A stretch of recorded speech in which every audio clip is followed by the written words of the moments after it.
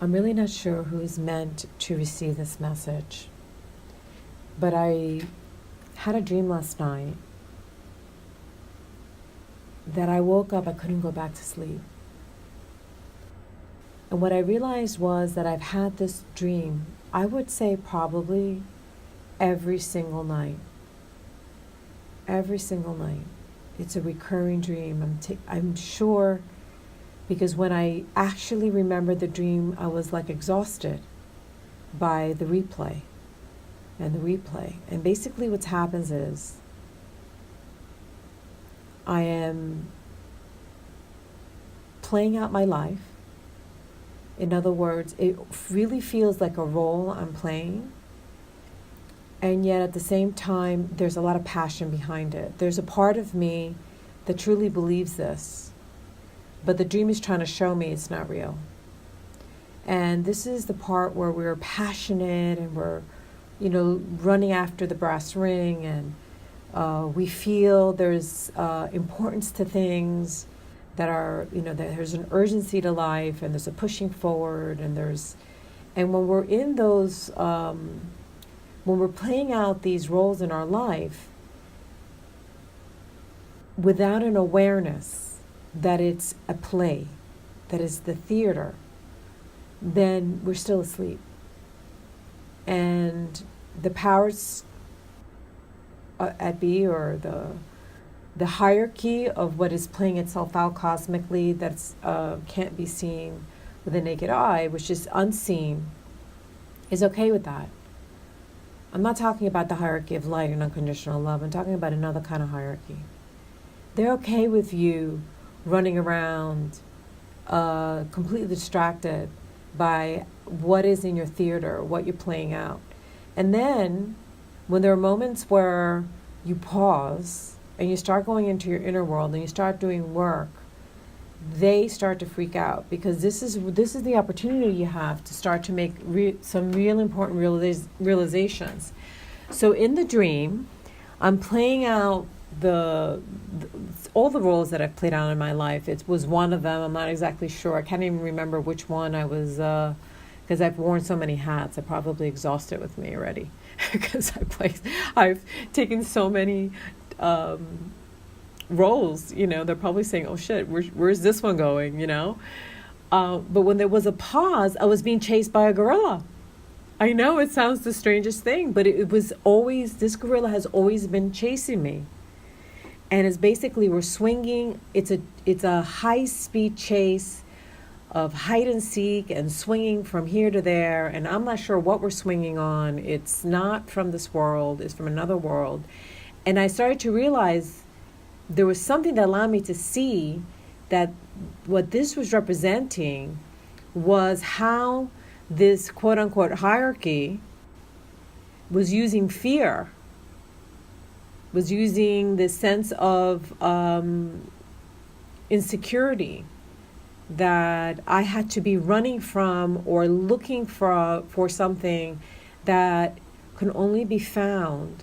The secret was really to stop searching, stop doing, and go into my inner world, because there is where everything is. There is the secret. That's how you get unplugged from the matrix. And this is the part that was really, really enlightening for me. The part that was really, it was a real reveal for me, was that I had a death experience.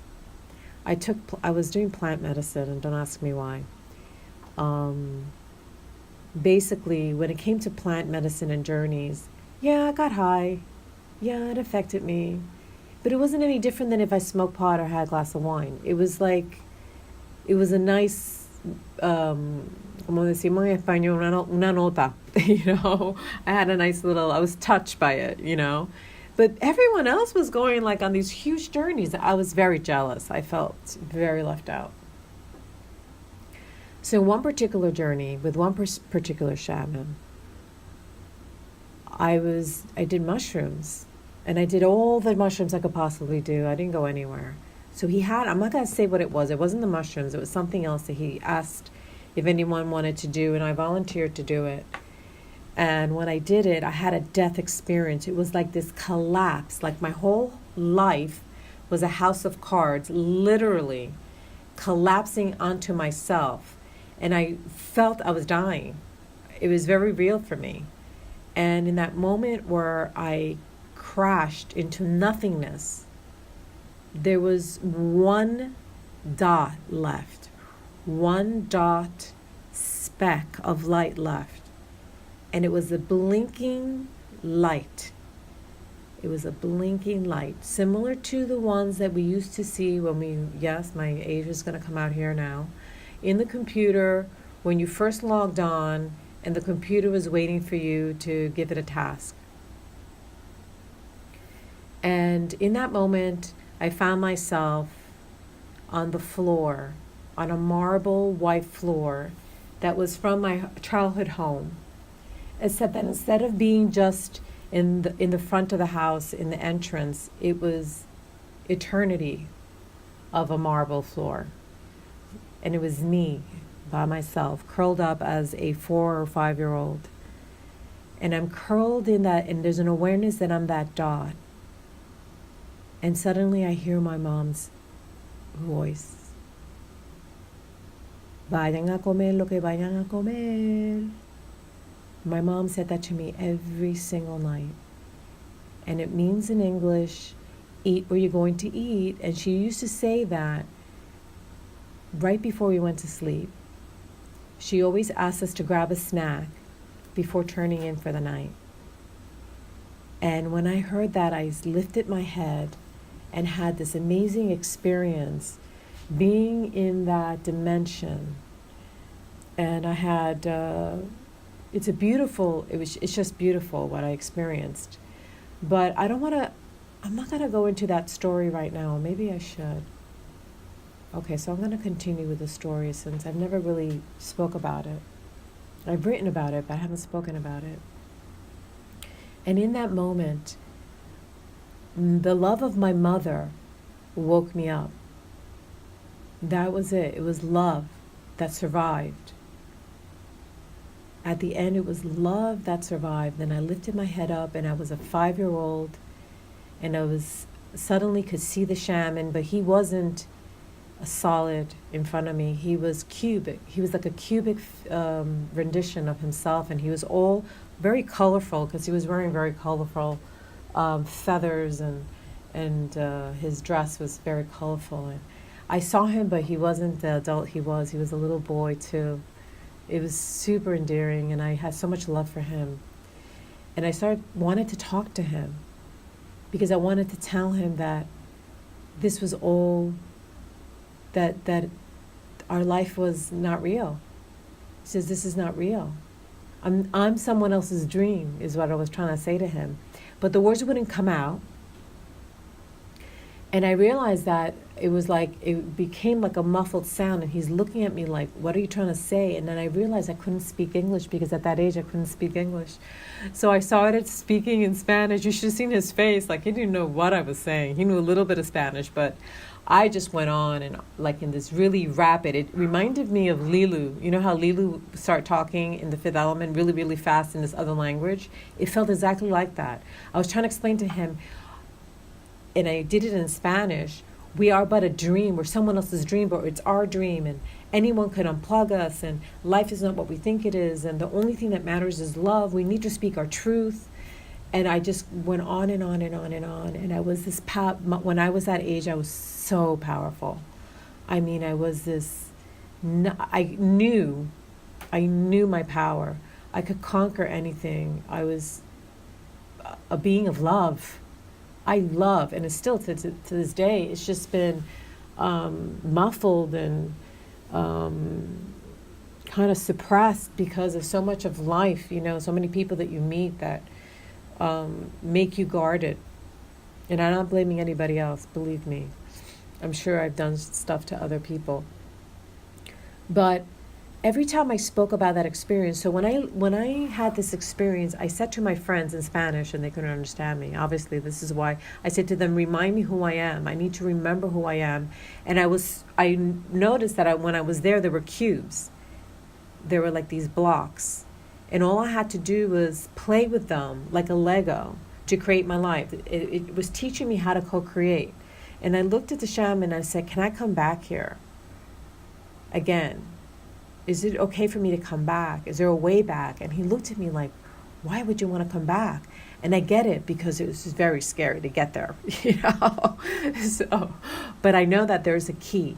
That's a dimension that we can enter to manifest if we can navigate those dimensions. And I don't think many of us can, and I'm not even sure I can. But anyway,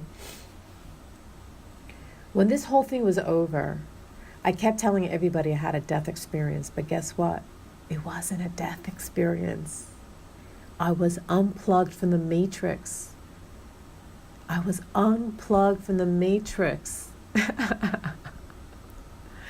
And the little pulsing light was my computer waiting for instructions to reprogram myself. And of course, is like, I listened to this woman, her name is Aluna Ash. I thank God for her, because I know that I feel very much alone in this crazy talk, right? And to have other people who speak my language, it's just so refreshing. And what she's saying, you need to program your avatar, because otherwise someone else is going to program it. So guess what? What happened? This happened a year ago.